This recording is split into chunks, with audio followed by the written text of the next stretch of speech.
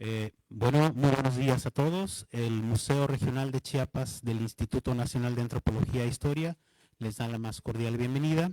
Agradecemos mucho la presencia de quienes nos visitan a esta plática el día de hoy y también a quienes nos están siguiendo por redes sociales.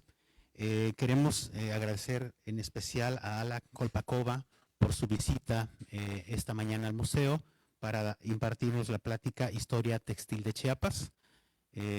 Estamos prácticamente en actividades por el aniversario 87 de nuestro instituto, entonces estamos por iniciar una serie de actividades académicas.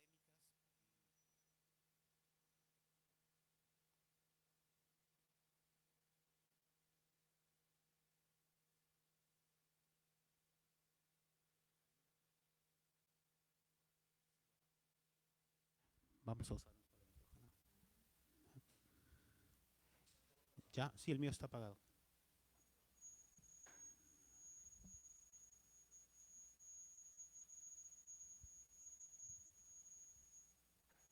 Esperemos un momentito en lo que se... No, pero no creo que interfiera.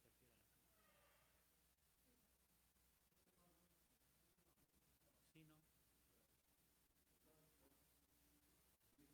Sí, bueno. Ok, gracias y disculpen el problema técnico. Entonces, la plática de este día que tiene que ver con la historia de los textiles.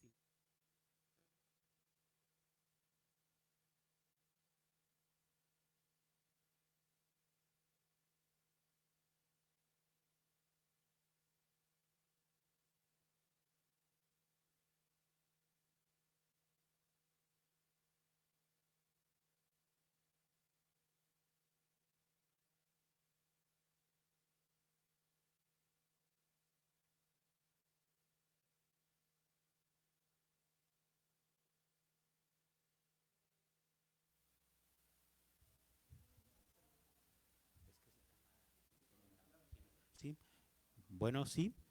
Una disculpa nuevamente por el problema técnico. Creo que ya estamos bien. Entonces, esta mañana se tendrá esta posibilidad de escuchar a un especialista que nos va a platicar el tema de la historia del textil en Chiapas. El textil en Chiapas es un tema bastante importante, vinculado mucho con toda una larga tradición de producción textil, ¿no?, en nuestras comunidades originarias, e incluso nuestro museo tiene piezas de un contexto arqueológico bastante relevantes también para la historia regional. Entonces, agarramos una breve semblanza de nuestra ponente.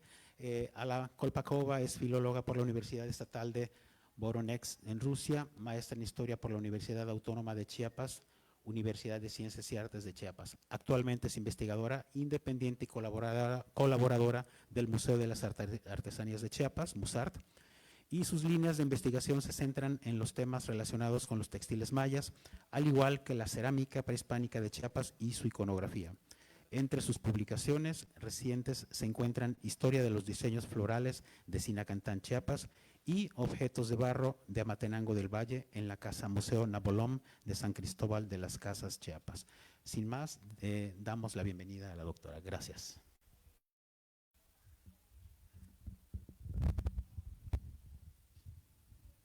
Sí. Buenos días a todos. Muchas gracias por asistir a esta conferencia. Me da mucho gusto de estar aquí otra vez. Muchas gracias por la invitación. Y pues vamos a ver hoy nuestra conferencia de historia del textil en Chiapas, que pues estoy preparando, ya que este año se cumplen 20 años desde que decidí estudiar textiles de Chiapas. Y por supuesto, pues comencé con los textiles mayas contemporáneos de los Altos, sobre la iconografía de los cuales escribí un libro. Y posteriormente, pues empecé a ver más temas relacionados con los textiles, donde me llamó la atención la parte histórica arqueológica, donde realmente no hay investigación, excepto unas menciones de Chip Morris que hizo un poquito sobre ese tema y ya, de ahí no hay. Y pues la necesidad de estudiar textiles mayas ezoques radica en el hecho que mientras en Guatemala y en otras partes de México hay miles de trabajos sobre ese tema. En Chiapas son algunos 2, 3 decenas apenas sobre la misma tema, pero con un material también sumamente rico. Entonces, pues la parte histórica es la más escasa, histórico-arqueológica es la parte sumamente escasa, y la mayoría de los trabajos escritos sobre los textiles en Chiapas son de índole antropológico. Entonces, la parte histórica y la parte arqueológica sí está prácticamente ausente. Entonces, por eso decidí, después de publicar mi libro sobre la iconografía, decidí investigar ya más sobre ese tema y sobre todo las técnicas de tejido y materiales de tejido, en donde se puede encontrar información en las fuentes arqueológicos e históricos. Entonces, ahorita presento solo un pequeño avance de donde estoy ahorita más o menos ubicada en mi investigación. No son definitivos, es nada más apenas como un avance, ¿no? Entonces vamos a ver, empezamos con el surgimiento, un poquito de contexto, que es surgimiento del textil en México. Los inicios de los textiles hay que buscarlos en los tiempos remotos, cuando nació la necesidad de usar vestimenta para cubrirse del frío. En México, los primeros restos de textiles fueron encontrados en la cueva de Coxcatlán, Tehuacán, Puebla, y datan alrededor de 9.000 a 7.000 años del Cristo. Y estas fechas del surgimiento del textil pueden apoyarse en otros restos y objetos orgánicos como redes, petates y cestería. Y dichos restos están hechos en una técnica muy parecida a la del tejido y por eso se consideran textiles. Como son de materiales orgánicos, es probable que fueron conocidos desde etapas más antiguas. Los primeros textiles usados en el territorio mexicano no estaban hechos de algodón, ya que este se cultiva desde apenas hace 5.000 años de Cristo. Es probable que en esos tiempos para elaborar telas se usaran fibras orgánicas como ixtle, pochote o inequén. También hay evidencia de uso de tela de corteza, por ejemplo, entre los mayas, y cuyo origen podría ser muy remoto, ya que un análisis microscópico de la lítica procedente del abrigo rocoso Santa Marta, en Chiapas, muestra que estos artefactos líticos de hace 12.000 años se usan exclusivamente para raspar maderas o tallos rígidos, lo que podría indicar una posible elaboración de redes, cestería y tela de corteza. Posteriormente, el algodón, cuando se empieza a cultivar y se descubre el algodón, hace 5.000 años de Cristo, el algodón se vuelve la principal materia prima para hacer textil, que constaba de 3 especies. El Gossypium hirsutum, la fibra fina, blanca y larga, la que conocemos todos como algodón. De ahí Gossypium mexicanum, que es el algodón coyuche, de fibras cortas de color acanelado o leonado, y Gossypium microcarpium, algodón de árbol, de fibras grisáceas y cafetosas. Claro que el algodón más preciado por sus características era el primero, que se usaba para elaborar vestimentas de las élites, mientras que la gente común usaba telas de nequén y algodón burdo. En cuanto al desarrollo de tejido, nosotros nos inclinamos a pensar que este está estrechamente relacionado con el proceso de formación de sedentarismo en México, que tuvo lugar entre 5.000 años y 2.000 años del Cristo, ya que la producción de los petates, cestos, redes y textiles era bastante laboriosa y necesitaba la estancia permanente en un lugar durante algún tiempo. En el periodo preclásico es cuando ocurre el verdadero florecimiento del arte textil, y podemos señalar 2 principales causas de este proceso. La primera es la aparición de clases sociales y la necesidad de las élites de marcar la diferencia social mediante la elaboración de telas y diseños especiales para ellos y reservados solo para ellos. La separación de tejido como oficio de otras actividades artesanales, la aparición de tejedoras profesionales de tiempo completo. Entonces, veamos algunos textiles arqueológicos de México y de Chiapas. Respecto a la cantidad de textiles arqueológicos mexicanos, hay que señalar la escasa cantidad de ejemplares conservados debido a las condiciones climáticas, principalmente la humedad y su origen orgánico. Los pocos ejemplos que tenemos en la actualidad fueron descubiertos en las cuevas secas a lo largo del país. El textil tejido en telar más antiguo es una faja con rombos datado para el preclásico medio, que proviene de la cueva del Gallo en el estado de Morelos que estamos viendo en la pantalla. La pieza más famosa, fechada para el postclásico, es un fragmento de huipil de algodón de color rojo proveniente de la cueva cercana a Chilapa, Guerrero. Está tejido en telar de cintura con la técnica de gasa y decorado con pelo de conejo. En Chiapas tenemos una variedad de cuevas secas donde se descubrieron textiles prehispánicos. Las más conocidas son la cueva de Chiptic y la cueva de la Garrafa, cuyos textiles pertenecen a la cultura maya del periodo postclásico tardío, los que están hechos de algodón y presentan iconografía de estilo mexica. El más reciente hallazgo de textiles fue encontrado en la cueva del Lazo, ubicada en las paredes del cañón Río La Venta, cerca de Cintalapa. Pertenece a la cultura zoque del periodo clásico tardío y en la cueva, cuyas condiciones climáticas permitieron una extraordinaria preservación de materiales perecederos, fueron hallados restos de 11 niños envueltos en textiles hechos de tela de algodón y agave que presentan técnicas decorativas como brocado, tapicería tipo quilim, ligamento de tramas envolventes y enlazado. Además, los textiles presentan una muestra de la iconografía que todavía falta por analizar.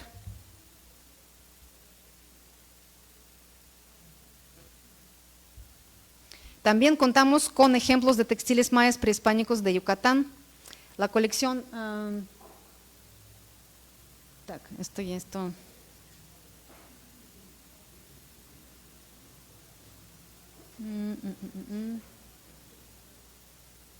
No sé de nada.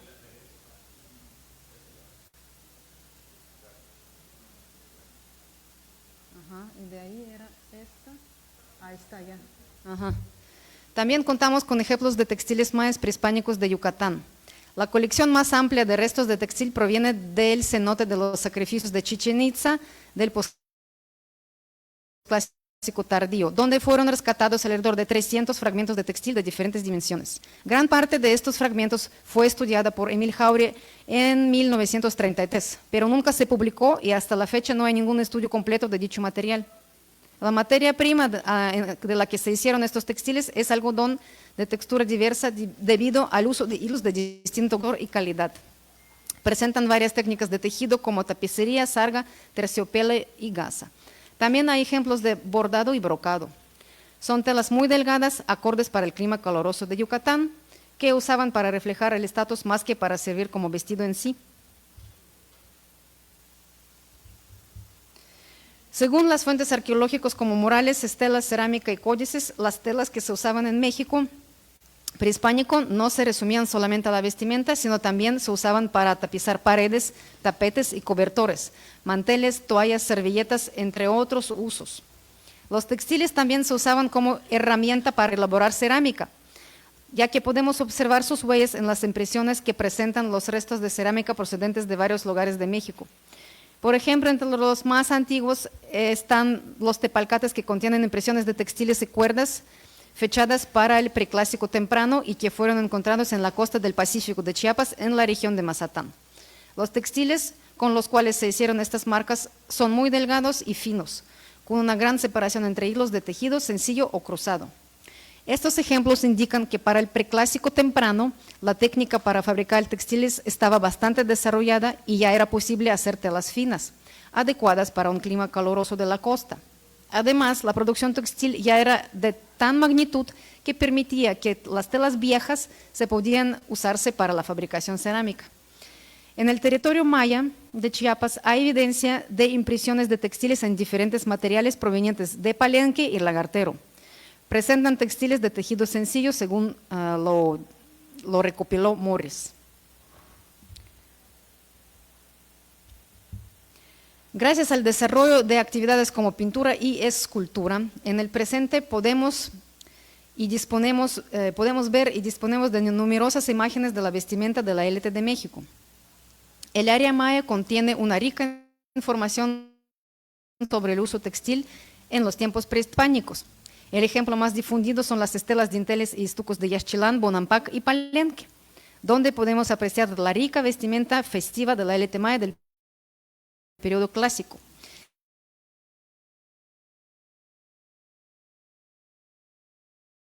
sobre todo el caso de la Lady Shuk, las cuales mostraban su estatus y poder de sus huipiles ricamente adornados, que hace Morris también. Otro ejemplo también conocido son las vasijas polícromas del Petén, guatemalteco, del periodo posclásico, donde se ve la vestimenta de la élite y a color. Es de notar su gran variedad y estilos diferentes junto con una rica variedad de diseños. Dicho material gráfico ya está bastante estudiado. O sea, lo que estamos viendo del clásico, del maya clásico y posclásico, sí es bastante estudiado y contamos con una variedad de tesis y disertaciones, al igual que algunos artículos y capítulos de libros, donde se analiza este vasto material iconográfico desde diferentes aspectos, tanto históricos como de historia del arte y otros más. La aparición de diseños en la vestimenta. En cuanto a la aparición de decoraciones en el vestido, creo que debido al clima cálido, el desarrollo de los diseños se dio en gran parte sobre el cuerpo humano y luego se copió a los textiles y no al revés como algunos señalan. En Mesoamérica el adorno corporal tenía dos propósitos: señalar una identidad social y sumar una cualidad determinada al cuerpo. En particular, la pintura corporal y facial se empleaba en rituales y en la vida cotidiana y era usada por todas las clases sociales. El uso ritual de la pintura corporal todavía se guarda entre antiguos grupos étnicos de México en las regiones como el Gran Nayar y la Sierra Tarahumara y Tabasco. Entre los mayas, pintar el cuerpo y la cara era una costumbre arraigada en mujeres y hombres. En los murales de San Bartolo, todos los personajes tienen cuerpos y caras pintadas o tatuadas de rojo y negro. Siglos después, los frailes españoles dan testimonio de ello. Las mujeres mayas labrábanse el cuerpo de la cintura para arriba, de labores más delicadas y hermosas que los hombres. Todo lo anterior sugiere que el principal material que dio origen y desarrollo de las decoraciones en Mesoamérica es el cuerpo humano. Por lo tanto, los diseños en la vestimenta probablemente tuvieron su origen en la pintura corporal. Así es posible suponer que la mayoría de los diseños en la vestimenta no eran simples adornos, sino eran textos antiguos y sagrados. Pasamos a los diseños de la élite. En los tiempos prehispánicos había dos tipos de la vestimenta, las materias, diseños, colores. Así que podemos suponer también que había dos tipos de ornamentos, popular y la de élite. Además, había ciertos tipos de tela cuyo uso era privilegio de los nobles. Ese es el caso de las gasas transparentes, todo ese tipo de tela cuyo Lo que vemos en las estelas murales y códices son obviamente diseños de la élite. Por ejemplo, en el Códice Florentino, en un capítulo llamado De los atavíos de las señoras, vemos huipiles ricamente ataviadas, al igual que diversas mantas con diseños, lo que muestra la moda femenina mexica en los tiempos posteriores a la conquista. Otro ejemplo es la matrícula de tributos, donde se ve también los diseños en los textiles que se enviaban de diferentes partes de México al Imperio Azteca, donde también podemos destacar algunas telas que provenían de Chiapas.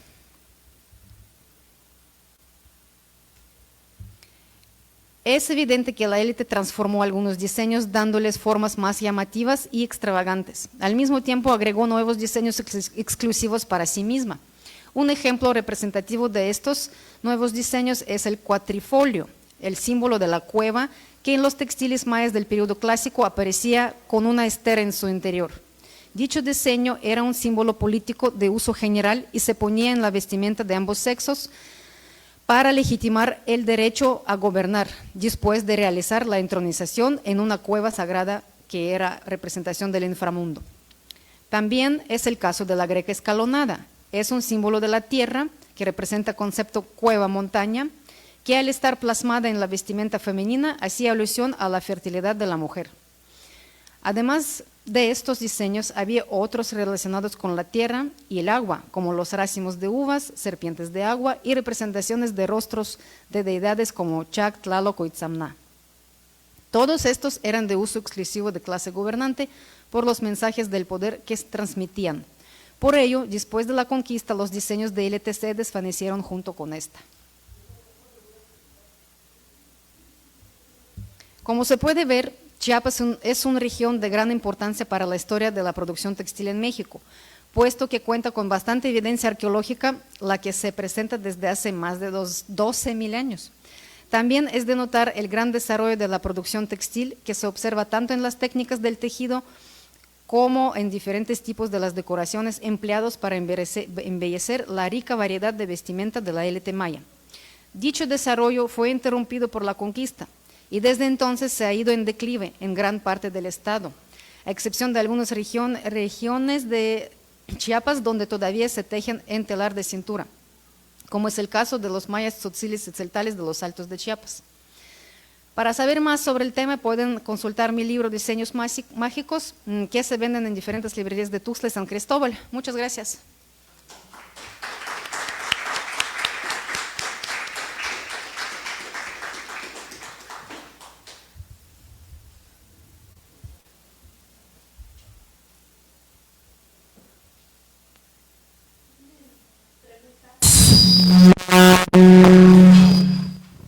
Sí, es mejor no prender.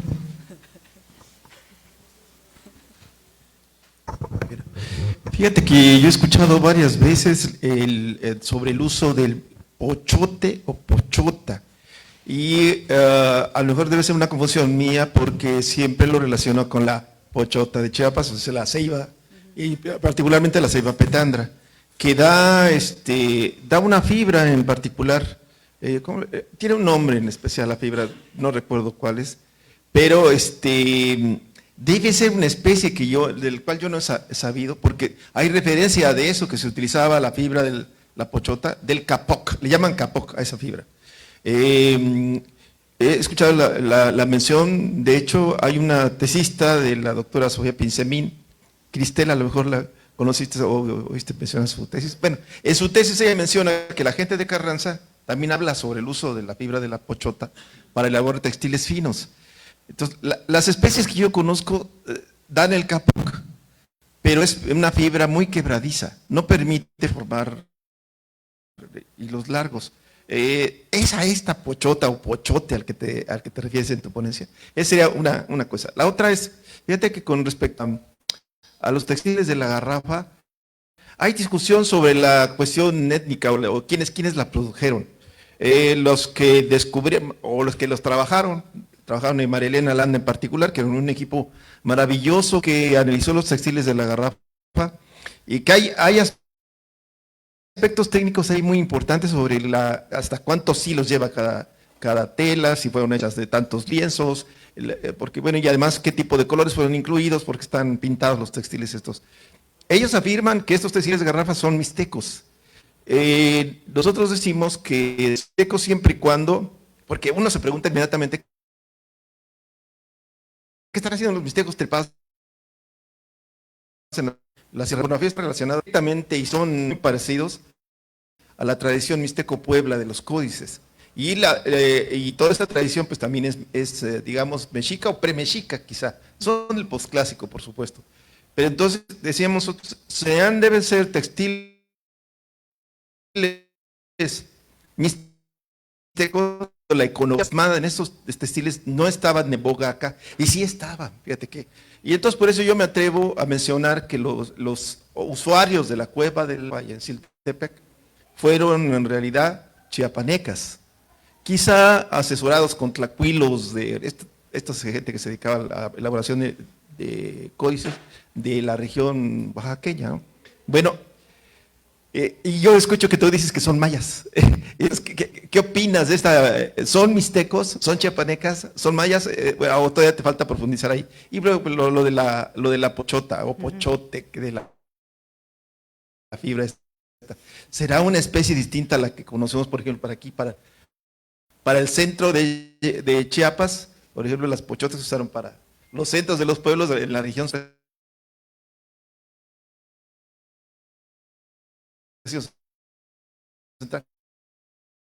O Cozocuautla todavía formó el centro ¿qué es eso? Y la etnicidad o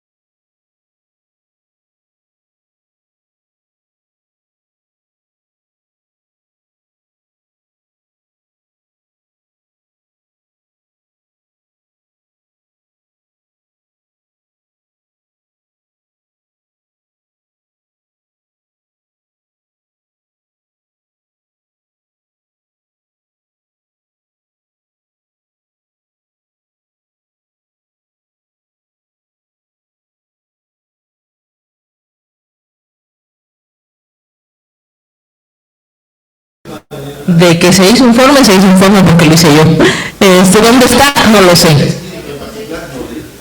Porque se le cambió el soporte, de hecho. Tenía un soporte de algodón que tenía Foxy y se le puso un soporte de poliéster. Pero bueno, en el debe venir más o menos información relacionada, pero lo que sí recuerdo es que se encontró sal en el textil. Sí, muchas gracias, sí. Sí, si tiene copia de ese informe, porque creo que ya no hay. Ya no es informe. Bueno, un poquito sobre esta parte de la garrafa. Tenemos información de gente de la región, de Chicomucelo y vecinos alrededor, de que hay más vestigios textiles en esa parte. Entonces, quizá podamos con el tiempo tener una visión más amplia de que no fue como la propuesta que dice Jimena, de comerciantes que usaban ese paso, sino que hay algo más amplio, ¿no? Pero bueno, eso está pendiente por investigarse. Yo quería retomar un poquito lo de los cultivos de todos estos tipos de magueyes, ¿no? Por ejemplo, en la zona de Bonampak, donde hemos trabajado, hemos encontrado a lo largo ancho de los casi 4,000 hectáreas que se han recorrido, sectores donde hay una área grande que a veces abarca 1 hectárea o más, ¿no? De cultivo de maguey. Se me va ahorita el nombre, chat es una palmita, de este tipo de nequén, y de ahí la gente pues lo usaba para diversos usos textiles, cuerdas, etcétera. Entonces, estos son como restos de antiguos cultivos desde la época prehispánica, ¿no? Relictos. Entonces, pues me imagino, son varios sectores donde se han localizado. Entonces, pues, había cierto control, ¿no?, en la producción de estos materiales, quizá para prendas, cuerdas, redes, todo lo que se pudiera obtener ahí, ¿no? Y un poquito sobre la textura del material, pues siempre piensa uno en las fibras del enequén y diversos tipos de magueyes, ¿no? Y piensa en el morral típico rasposo, ¿no? En los costales, ¿no? Pero seguramente habría técnicas más sofisticadas que se han perdido en el tiempo, el uso, para haber logrado romper el contenido de las fibras y hacerlo más suave. Hubo un pequeño estudio que realizó un biólogo del Instituto de Investigaciones Antropológicas allá mediados de los 80s, 88. Él se llama Javier, y se me olvida el nombre, solo me acuerdo del apodo, le llamaban el tamal. Perdón. Y, en algún momento lo visitamos cuando trabajamos en Malinalco. Él estaba trabajando en una comunidad vecina, pero del lado de Morelos, ¿no? Vecina muy cerca de la frontera con el Estado de México, y su trabajo etnobotánico era como todo el proceso que guardaba un señor. No era grande, era una gente en esa época como nosotros, joven, pero que había heredado de los padres la técnica para el isote, que así le llaman al magueyito que se da en esa región, y del que producen muchos morrales y costales. Él producía prendas y morralitos, pero era tan suave lo que lograba que no te raspaba. Y de ahí se abría pues posibilidades para pensar que aún falta descubrir no nada más de la conformación de los textiles, sino de las calidades de los textiles, que aparte del algodón, como la élite, quizá algo de estos tipos de técnicas poco perdidas, no sé si lo publicó o no el estudio, pero sí nos regaló el señor un morralito que ahí todavía conservamos, súper sedoso. Entonces, queda la práctica de este tipo de reproducciones, de rescate, de producción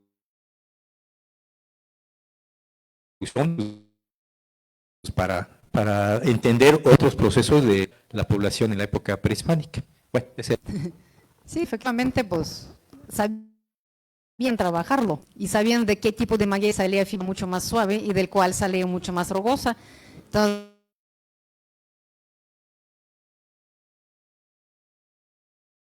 Entonces, claro que pues algunas de esas técnicas todavía siguen, o sea, se puede todavía registrar y otros pues ya no. Entonces aquí sí ya es más difícil. Sí, aquí ya el algodón casi ya no lo cultivan también, que me comentó una tejedora de Cancún, que es que ya no, ya casi no lo sembramos el algodón. Entonces también tú dices, no, pues muy pronto y ya van a dejar de cultivar algodón aquí, porque si realmente ya sale muy laborioso elaborar el hilo, es mejor comprarlo, dice. Entonces, sí, por eso pues no es tan fácil ver a alguien o dónde, quién lo hace todavía, porque sí, pues, si ya se vende todo, ya dejaron hasta los murales, no se hace todo ya se pasó a hilo comercial, igual que textiles, todo se pasa a hilos comerciales así con la velocidad de luz, todo el siglo XX, ya. Ahorita ya es complicado encontrar algo así, pero pues, se puede investigar de otras regiones de México. Aquí en Chiapas será difícil, pero tal vez en otras regiones donde todavía, como en Morelos, todavía lo hacen. Pero aquí ya no. ¿Qué tal? Buenos días. Buenos días. Un poco tarde. Caras conocidas, gusto en verla, Lic, nuevamente. Parte de lo que alcancé a escuchar sobre lo que es ya estaba considerado cuando las mujeres y hombres de esa época se pintaban, ¿era sobre a ras de cuerpo o ya se le consideraba como un tipo de tatuaje? Es decir, ¿ya perforaban parte de la piel? Pues había varias técnicas de decoración de la piel, ¿no? Como escarificación, tatuaje o pintura. O algunos tipos de pinturas que permanecen por un tiempo también, que impregnan la piel, ¿no? También hay de esto. Y pues todas esas técnicas pues se usaban entre los mayas y pues eran sobre la piel, precisamente, desde la cara y hasta o sea, casi todo el torso, manos, normalmente ahí se presentaban diversos tipos de estas pinturas y los pies. Entonces lo que vemos en murales de San Bartolo es probablemente que sí es pintura. Así. Ok, pintura.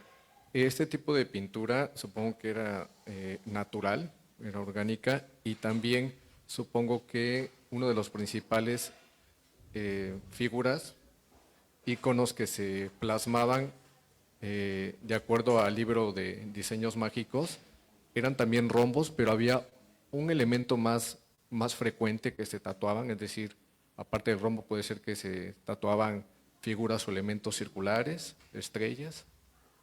Ahí no se sabe porque no hay descripciones exactas que se tatuaba, simplemente dicen que de diversas figuras, ¿no? O sea, que sí, de diferentes tipos de cosas geométricas, pero obviamente como ya la iconografía estaba suficientemente desarrollada para ese entonces, cuando vinieron los frailes, ¿no?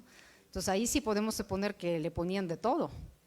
¿Sí? Ahí sí podemos usar solo nuestra imaginación, qué le ponían ahí, viendo las estelas, viendo todo lo que es códices, como realmente ahí sí ya era muy amplia. Pero sí, el tatuaje y la pintura corporal es sumamente antigua. Desde que el hombre empezó con carbón y vio que ese carbón se puede usar como pintura para todo, se puede pintar cuerpo, se puede pintar tela, se puede pintar pared. Entonces, desde ese entonces el carbón ya se volvió una pintura y de ahí la ocre también. Ok, y otra pregunta, parte de la terminación de la exposición que ahorita vi, los cuatrifolios, esto también tiene una connotación divina, donde lo interesante de todo esto es que todo es diseño y ya tenían yo creo que también por el instinto, aunque en ese tiempo no sabían o no se tenía la connotación de que esto era un diseño o que esto era una iconografía, me refiero a la estética. Siempre ha habido una estética, a lo mejor por instinto del ser humano, pero en los cuatrifolios tenía que ver aparte con lo que es el trébol, que en esa época pues también creían pues definitivamente en muchos dioses o en cosas sobrenaturales, pero el cuatrifolio sí era un símbolo muy importante, muy relevante. Sí, claro. El cuatrifolio sí era un símbolo de gobernante, o sea, era de gobierno, de poder, porque pues es cueva y la cueva es donde te da poder, entonces te empodera. Las cuevas siempre eran símbolo de poder ancestral, de linaje. Entonces, pues viene de hecho desde el preclásico todavía, ahí se puede empezar a ver de los olmecas y de ahí se desarrolla en la cultura maya y pues lo usan durante todo el periodo clásico. Y de ahí ya no hay muchas evidencias de su uso y ya se pierde. Ahí sí ya, en iconografía actual ya no hay. Ok, gracias. Supongo que cada grupo étnico tenía su propio estilo, ¿verdad? Y que al ver una prenda dicen, ah, este es oaxaqueño, este es el tal o Tzotzil, no sé. Cada uno tenía sus propias características que ya los conocedores al verlo identifican de dónde puede ser su origen, ¿no? Sí, claro, igual que ahorita. Igual que ahora cada pueblo tiene su identidad en vestimenta. Entonces su propia vestimenta en cuanto a su diseño, sobre todo, ¿no? Porque pues lo que los distingue son diseños, colores, diseños. Y antes pues como se hacían más o menos, o sea, digamos que los campesinos pues usaban algo más sencillo, ¿no? Pero la élite debía distinguirse. La élite que viajaban, sobre todo los que viajaban, debían distinguirse de los otros para que viajas y te dicen, no, pues ya rápido te reconocen de dónde eres, por tu ropa, por cómo estás vestido. Entonces, y por eso todavía sigue en todo el mundo que cada pueblo tiene su vestido. Cada pueblo tiene su distinción, color o forma o diseño, lo que sea, pero sí antes era más por diseño que por otra cosa. El diseño es importantísimo ahí, que ponemos así, así, así, de tal forma, ya es de nosotros y del otro es así. Entonces cada uno tenía como que sus propios banco de datos, sí, para distinguirse. Y después pues ya la élite ya inventó y la seda y esto y aquello, y ya le empezaron a cortar en redondo y le empezaron a cambiar de formas. Entonces sí, ya le incluyeron más tipos de moda, ya la moda ya empezó a cambiarse ahí. Pero todavía se puede ver, y no solamente en México, sino en otros países igual, que cada pueblo tiene todavía su vestido. Los que no lo han perdido, lo siguen distinguiéndose. Entonces sí es importante. Eso es muy notorio en Rusia, ¿no? Todavía hay mucha gente que tiene aprecio por el textil y así como lo expresas, ¿no? Como que en ese sentido se parece a lo que vemos en los Altos de Chiapas, Sí. a lo que, bueno, tú nos has platicado, ¿no? ¿Verdad? Sí, claro, sí, porque sobre todo en donde, o sea, durante el siglo XX que ya se empezó a perderse, pero sí antes, cuando ves dibujos y fotos de los habitantes de cada pueblo de Rusia, entonces sí está bien claro, ¿no? Bien claro de dónde. A veces eran tan grandes las poblaciones que eran 2, 3 poblados que compartían lo mismo, porque pues ahí llegaron mucha gente a repoblar esta parte, o ya eran originarios de ahí, por eso pues eran muchos. Pero de todas maneras, incluso así hay minúsculas distinciones ahí entre cada pueblo, aunque es de lo mismo, pero hay pequeño aquí. Y así en varias partes, o sea que se distinguen bastantes. Y aquí en Chiapas es todavía más fuerte, porque aquí realmente se distinguen bastante, así los vecinos Chamula y Sicanacantán, ¿cómo se distinguen? Que tú dices, pues deberían tener algo muy parecido, y no, desde la época prehispánica muy distintas tradiciones. Entonces, pues ahí está interesante también para seguir investigando en este rumbo, porque ahí es donde también estoy recabando datos de comparaciones con Guatemala, para comparar con Guatemala, de dónde vinieron. Supongo que los textiles o las fibras provenientes de animales, el borrego, la cabra, etcétera, son mucho después de las fibras vegetales. Esa es una. Y otra curiosidad, alguna vez alguien me dijo que la fibra más cara del mundo es la que viene de una cabra de Asia que se llama cashmere, no casimir, cashmere. No sé si es cierto que la fibra, que una sola prenda, un suéter de cashmere, puede valer miles de dólares. Sí. Sí, es lo mismo, Kashmir y Kashmir es lo mismo, nada más se pronuncia diferente. Es la misma cabra, y mismo región, se llama región así. Sí, las fibras animales sí se usaban, el pelo de conejo siempre se usaba en Mesoamérica, en muchos lados.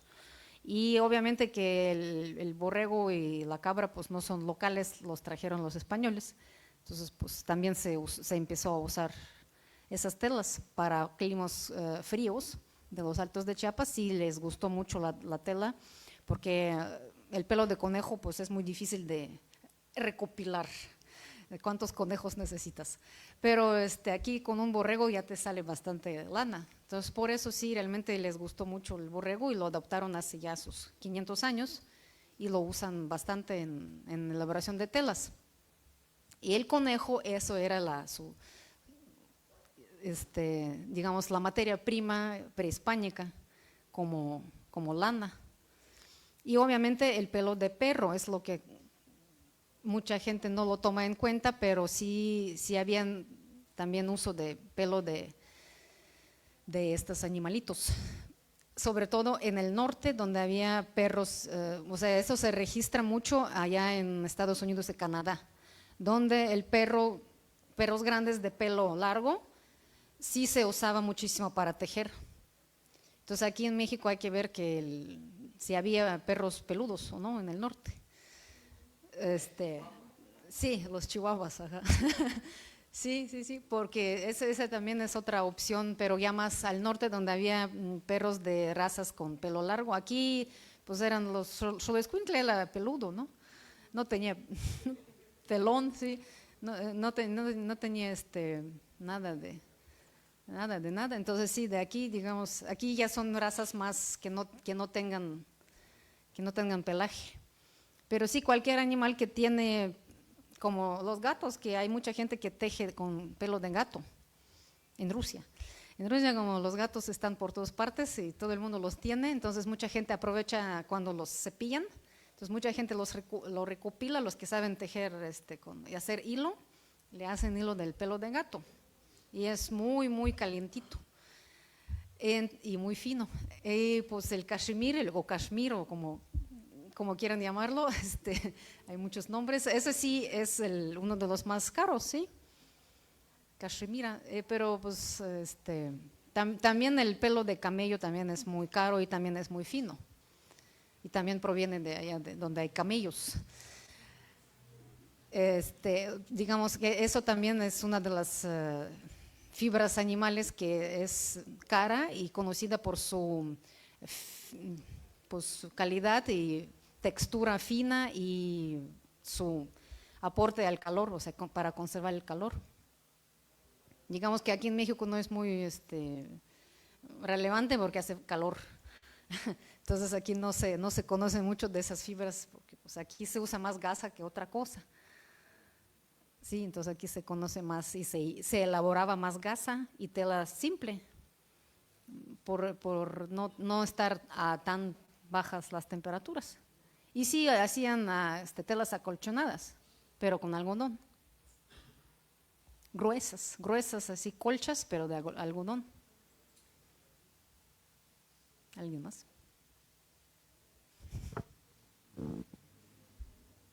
¿Ya?